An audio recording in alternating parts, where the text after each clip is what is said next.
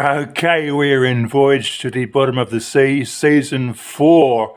Time Tunnel has just been axed, so Irwin Allen and William Welsh, in all their wisdom, simply shifted time travel plotlines into Voyage Season 4.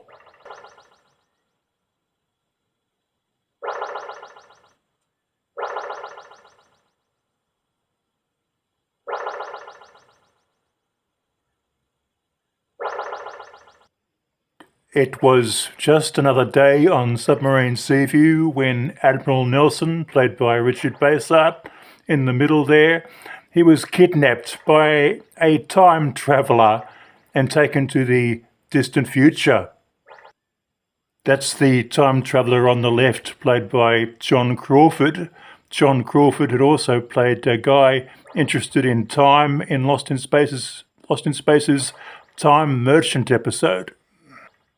I don't usually mention behind-the-scene squabbles and disagreements, but this episode was plagued with problems. John Crawford, in later days, moaned and bitched about working with Richard Basehart. I'm not even going to repeat what he said, but fans have often been outraged by the comments made by John Crawford about Basehart, but what can you do?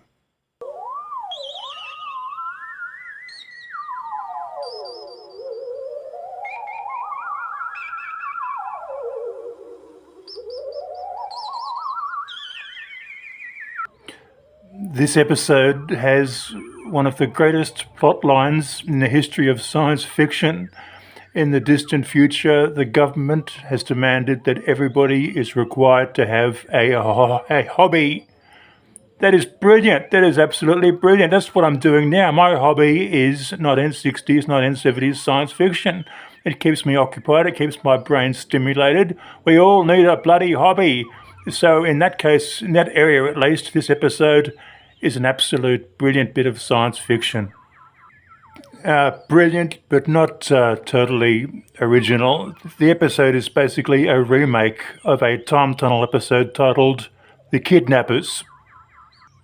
The episode also has perhaps one of the sleepiest musical scores in any Colour Voyage episode. The music is just plain terrible.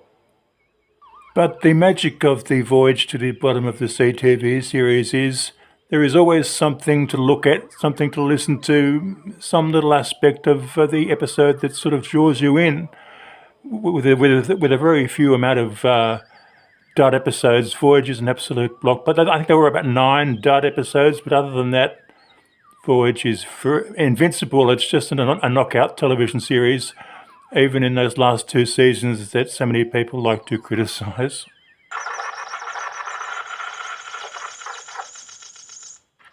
Meanwhile, back on the Seaview, there's dramas going on with weird creatures and force fields. That's Patrick on the right.